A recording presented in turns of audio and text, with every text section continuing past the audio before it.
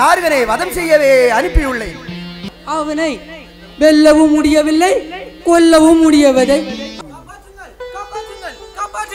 என்ன தேவேந்திரா, என்ன கலக்கம்?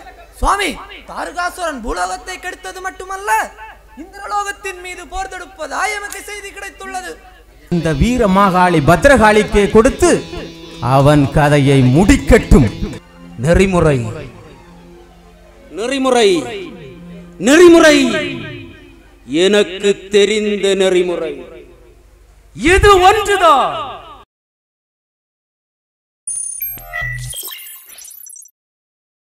நெறிமுறை நெறிமுறை நெறிமுறை எனக்கு தெரிந்த நெறிமுறை இது ஒன்றுதான்.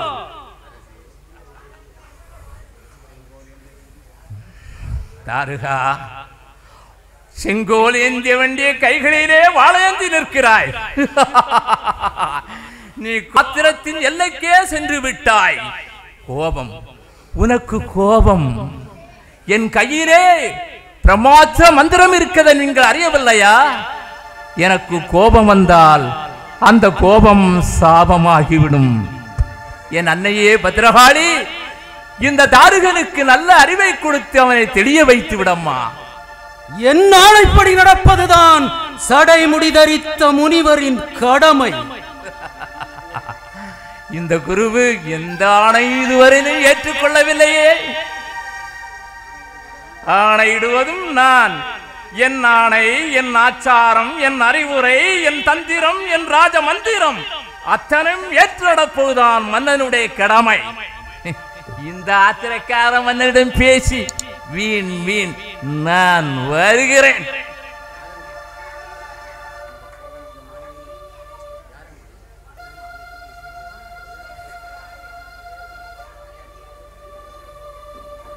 யாருங்க?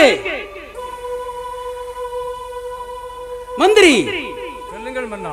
அந்த கிழவன் நம் மாளிகை வாயிலை தாண்டும் முன் அவனை பிடித்து இழுத்து என் முன்னே கொண்டு வந்து நிறுத்துங்கள். போருங்கள் மன்னா. என்ன தளபதி தடுக்கிறாய்? மன்னா, நான் தடுப்பது தாங்கள் நன்மைக்காகத்தான். அவரிடம் பிரம்ம தண்டம் இருக்கிறது. அவர் அதை வைத்து தன்னை எதிர்க்க எந்த சக்தி வந்தாலும் எரித்து விடுவார். அரசை, பிரம்மதண்டம் என்பது சாதாரண தவத்தின் மூலம் ஒருவர் பெற முடியாது. கடுமையான தவத்தின் மூலமே ஒருவர் பிரம்மதண்டம் பெற முடியும். அப்படி தெய்வீக சக்தி பெற்றவரை நமக்கு முன்னால் தோன்றிய அசுரர்கள் எல்லாம் பணிந்து வணங்கி உபசரித்து அவரது அன்பை பற்றி சிறப்பாக வாழ்ந்திருக்கிறார்கள். நாமும் அவ்வாறு செய்தால் இவரது அன்பை பெற முடியும்.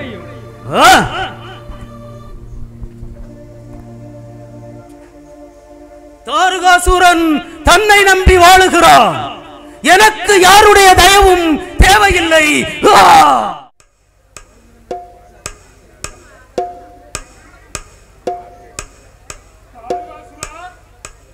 யார் யார் என்னை பெயர் சொல்லி அழைப்பது? நான் தான். நான் என்றால் உனக்கு உன் மாதா பெயர் சூட்டவில்லையோ?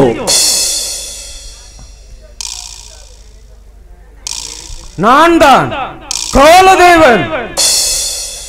யாருடைய உயிரை எடுத்து உன் கையில் தர வேண்டும்? சொல், இக்கணமே செய்து முடிக்கிறேன். அசுரவேந்தே, யார் தலையையும் நீ வாங்க வேண்டாம். உன்னை நீ காப்பாற்றிக் கொள் என்று அறிவுறுத்தவே நான் இங்கு வந்திருக்கிறேன். என்னை காப்பாற்றிக் கொள்ள எனக்கு தெரியும். தாரகாசுரன் அழிவில்லாதவன், தாரகாசுரன் முடிவில்லாதவன், தாரகாசுரன் அமரன். என்னை எதிர்த்த சப்தகன்னிகளின் கதி அதோ கதி. மன்னா, எந்த ஒரு பூலோக ஜீவனுக்கும் முதலும் உண்டு, முடிவும் உண்டு. பாலில் இருந்து நெய் பிறப்பது போல பரம்பொருள் கண்ட எந்த உயிரும் பிறக்கிறது.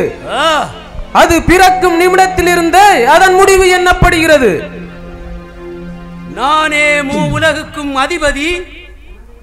என்னை எதிர்த்த சப்த கன்னிகளின் கதி அதோ கதி. படைத்தல், காத்தல், அழித்தல் என்ற 3 செயல்களையும் செய்வது மும்மூர்த்திகள். உன்னால் ஒரு சிருஷ்டியாவது உருவாக்க முடியுமா? எங்கெங்கு அநீதி அக்கிரமங்கள் தோன்றி அழிகிறதோ அதை அடக்கி ஒடுக்க காக்கும் கடவுள் விஷ்ணு வருவார். கூடவே காலனும் வருவேன். விஷ்ணு, அந்த மாயாவியின் பெயரை என் முன்னால் உச்சரிக்காதே. அந்த மாயாவியை விட அதிகப்படியான மாயாவி வித்தைகளை நான் படித்து விட்டேன். என் வரமே காக்கும் என் சிரம். உன் பேச்சில் ஏறுகிறது என் சினம். இப்போது பூலோகத்தில் எனக்குத்தான் பூஜைகள் நடக்கிறது தினம். அதை கண்டு என் மனம் குளிர்கிறது. மன்னா, அகந்தை அகந்தை உன் கண்ணை மறைக்கிறது. கூடிய சீக்கிரம் நீ புறப்பட தயாராக இரு. என்னோடு வருகிறேன். வராதே, செல். சென்று அந்த விஷ்ணு மாயாவியிடம் சொல். தாரகாசுரரின் கோட்டை இரும்பு கோட்டை, எக்கு கோட்டை. இங்கே தருக்கர்களுக்கு இடமில்லை. சிங்கத்தின் குகைக்குள்ளே சிறு நரி வந்து ஊளையிட்டு செல்கிறது. எங்கையின் முன் வெள்ளாடா. அமைச்சரே, என்ன மன்னா? நாளைய தினம் நம்முடைய படைகள் இந்திரலோகத்தையே முற்றுகையிட வேண்டும். உத்தரவு மன்னா.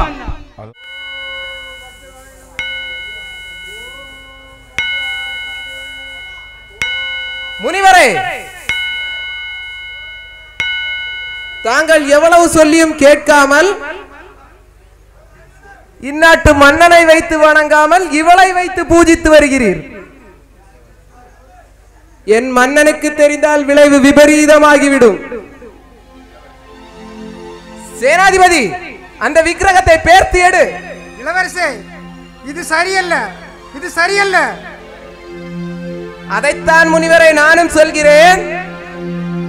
இது நல்லதல்ல என்றுதான் இதனை இங்கிருந்து பேர்த்து எடுக்கிறோம். அதற்கு பதிலாக என் மன்னனின் விக்கிரகத்தை இங்கு அனுப்பி வைக்கிறோம். அதை வைத்து வணங்கும். வேண்டாம், வேண்டாம், வேண்டாம், வேண்டாம்.